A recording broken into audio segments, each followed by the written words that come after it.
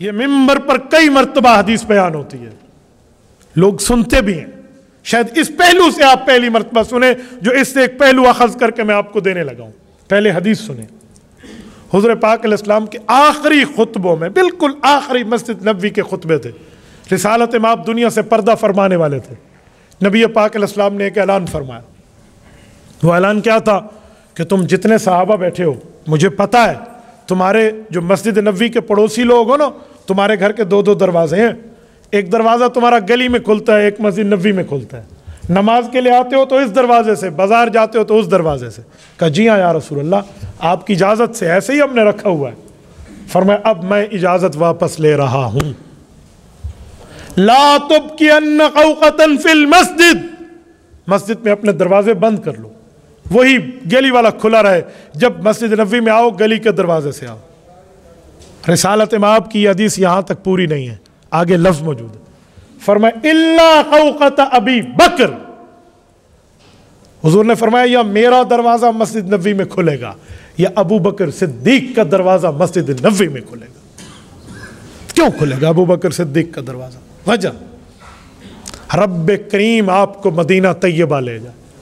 میں نے گزشتہ جمعہ مدینہ طیبہ میں ادا کیا، جب آپ یوں باب السلام کو منہ کرو نا، نبی علیہ السلام کے سلام کرنے کے لیے دروازے کی طرف، تو آپ کے الٹے ہاتھ پر وہ آج بھی دروازہ ابو بکر کی نشانی موجود ہے، اور اوپر لکھا ہوا ہے ہذہ خوقۃ ابی بکر رضی اللہ عنہ۔ فرمایا یہ وہی دروازہ ہے جو رسالت مآب علیہ السلام نے حضرت ابو بکر صدیق کا قائم اور دائم رکھا تھا، اور اس کو کھلے رہنے کا حکم دیا تھا، بند نہیں فرمایا تھا۔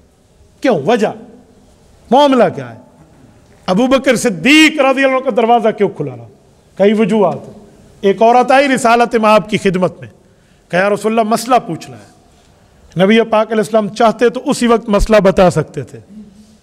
حضرت جبیر ابن مطعم کی روایت صحیح بخاری جلد 2 میں موجود ہے، اتت امرات النبی صلی اللہ علیہ وسلم، عورت آئی حضور کے پاس، مسئلہ پوچھنا ہے۔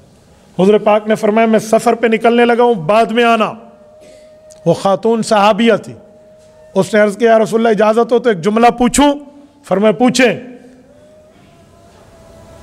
فرمایا میں آؤں، میں آپ کی خدمت میں آپ کے سفر کے بعد آؤں، اور آپ اس دنیا سے اگر رخصت ہو گئے تو مسئلہ کیسے پتہ چلے گا؟ حضور پاک علیہ السلام نے برملا جواب دیا۔ رسالت مآب علیہ السلام نے فوراً جواب دے کر فرمایا ان لم تجدینی فاتی ابا بکر، میں نہیں ہوں گا، ابو بکر تو ہوگا۔ اس سے مسئلہ پوچھ لینا، تیرا سارا پرابلم سالو کر دے گا۔ یہ 2 حدیثیں ملائیں تو جواب ملتا ہے کہ حضور پاک امت کے راہبر، قائد، رہنما، رئیس، لیڈر ہیں، حضور کا مسجد نبوی میں بھی دروازہ کھلتا ہے، تو ابو بکر نے حضور کی نیابت میں خلافت حکمرانی سنبھالنی ہے، اس لیے ابو بکر کا دروازہ بھی کھلا رہے تاکہ امت کی رہنمائی کرے۔ یہ رسول اللہ صلی اللہ علیہ وسلم نے ابو بکر صدیق کے لیے سیاست اسلامیہ کا دروازہ نہیں کھولا، خلافت اسلامیہ کا دروازہ نہیں کھولا، اپنے نائب ہونے کا دروازہ نہیں کھولا، تو اور کیا ہے؟ آج کوئی عالم دین اسلامی سیاست کے لیے باہر آئے تو لوگ اسے کہتے ہیں تم مسیت پہ تھے، کوئی تھکڑی لوڑ ہے؟ ابو بکر کا وارث کون ہے پھر؟ اگر عالم ابو بکر اور رسول اللہ کا وارث نہیں ہے تو وہ بندہ ابو بکر کا وارث ہے جس کو نہ اللہ کا قرآن آتا ہے، نہ نبی کا فرمان آتا ہے، نہ جسے کلمہ طیبہ آتا ہے، نہ جسے دین آتا ہے، نہ جسے ختم نبوت میں خاتم النبیین کا لفظ آتا ہے۔ اگر عالم نبی کا وارث نہیں ہے، عالم پیغمبر کے صحابہ اور اہل بیت کا وارث نہیں ہے، تو پھر اس دھرتی پہ وارث کون ہے؟ اس لیے میں نے آیت اور حدیث پڑھ کے یہ بات آپ کو باور کرائی کہ اصل کام سیاست اسلامیہ میں علماء کا ہے۔ عالم کے علاوہ کوئی چلے گا تو علماء سے پوچھ کے چلے گا، علماء کی نگرانی میں چلے گا، علماء کی رہنمائی میں چلے گا۔ میرے دوستو، جب قرآن سیاست اسلامیہ کو یا داؤد انا جعلناک خلیفۃ فی الارض کہہ کر اسلامی سیاست کی بات کرتا ہے، جب حضور کا فرمان کانت بنو اسرائیل تسوسهم الانبیاء کہہ کر اسلامی سیاست کی ذمہ داری علماء پہ ڈالتا ہے، تو جب اللہ کا قرآن آ جائے، حضور کا فرمان آ جائے، تو پھر مومن کی شان یہ ہے، مسلمان کی شان یہ ہے، دیندار اور نبی کے عاشق کی شان یہ ہے کہ اس نے آگے لفظ نہیں بولنا، تسلیم کر لینا۔ تو آج ہم اس بات کو سمجھنے کے لیے ہمارے کان کیوں تیار نہیں ہیں؟ یہ کیوں تانا دیا جاتا ہے علماء کو کہ سیاست تو ایک گندلا اور جھوٹ کا میدان ہے، آپ وہاں جا کے کیا کرو گے؟ بھائیو، اگر ایک جگ میں پانی خراب ہو تو اس جگ میں صاف پانی ڈالیں تو خراب خود بخود باہر نکل آئے گا۔ جتنا زیادہ صاف ڈالو گے اتنی خرابی ختم ہوگی۔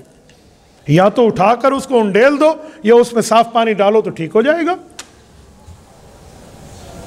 یہ کیسے ہو سکتا ہے کہ اگر سیاست اسلامیہ آئے اور وہاں پر گندلا میدان صاف نہ ہو؟ میں حیران ہوں اس معاملے پہ۔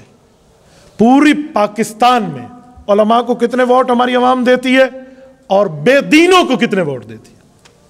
کیا ووٹ میری گلی کے نالے بنانے پر ہے؟ کیا ووٹ میرے گھر کی چوکھٹ بنانے پر ہے؟ کیا ووٹ پیسے لے کر دینے پہ ہے یا ایک یہ نظریے کا کام ہے؟ قرآن حدیث تو نظریے کی بات کرتا ہے۔ تائید یہ ووٹ ہے، ساتھ دینا، کسی کا تائید کرنا۔ جس کی آپ تائید کر رہے ہیں کل قیامت میں اگر اسی کے ساتھ ٹھہرنا پسند ہے تو ڈٹ کے ٹھہرے، اور اگر آپ قیامت میں بھی اس کا ساتھ نہیں مانگتے، مرنے کے بعد اس کا ساتھ نہیں مانگتے، تو پھر دنیا میں بھی بچ جائے۔ یزید نے حضرت حسین سے اپنے لیے ووٹ ہی تو مانگا تھا کہ میری تائید کر دو۔ میں سمجھانے کے لفظ ووٹ کے دیتا ہوں، اپنے حق میں تائید کے لیے ووٹ مانگا تھا نا حضرت حسین رضی اللہ عنہ سے۔ حضرت حسین نے صرف اپنی شہادت نہیں دی، خاندان ذبح کرا دیا ہے، پر نہ اہل کا ساتھ نہیں دیا۔ آج ہم حضرت حسین کا نام لیتے ہیں اور میں 2000 روپے پہ اپنا ووٹ بیچ دیتا ہوں، کیا لعنت نہیں ہے اس کردار پر؟ پیسے کی بل بوتے پر میں ایک نااہل کو مسلط کرنے میں اپنے فیملی کے معاملے کو کردار ادا کرتا ہوں، جو ہاتھ کے ذریعے ٹھپا لگا رہا ہوں۔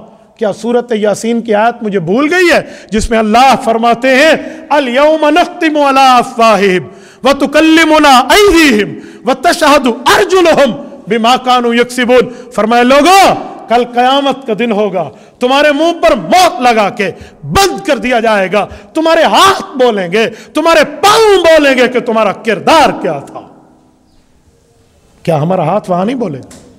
جب اللہ کا قرآن نبی کے وارث کو، سیاست اسلامیہ کا وارث عالم کو قرار دیتا ہے، جب نبی کا فرمان سیاست اسلامیہ کا وارث عالم اور علماء کو قرار دیتا ہے، تو پھر میرے لیے یہ گنجائش نہیں بچتی کہ میں اپنے آپ کو دیکھوں، میں اپنی برادری کو دیکھوں، قبیلے کو دیکھوں، رنگ، قوم، نسل و جماعتوں کو دیکھوں۔ جی نہیں، میں نے اسی کو فیصلے میں لینا ہے جس کا ذکر اللہ نے قرآن میں کیا ہے، نبی نے فرمان میں کیا۔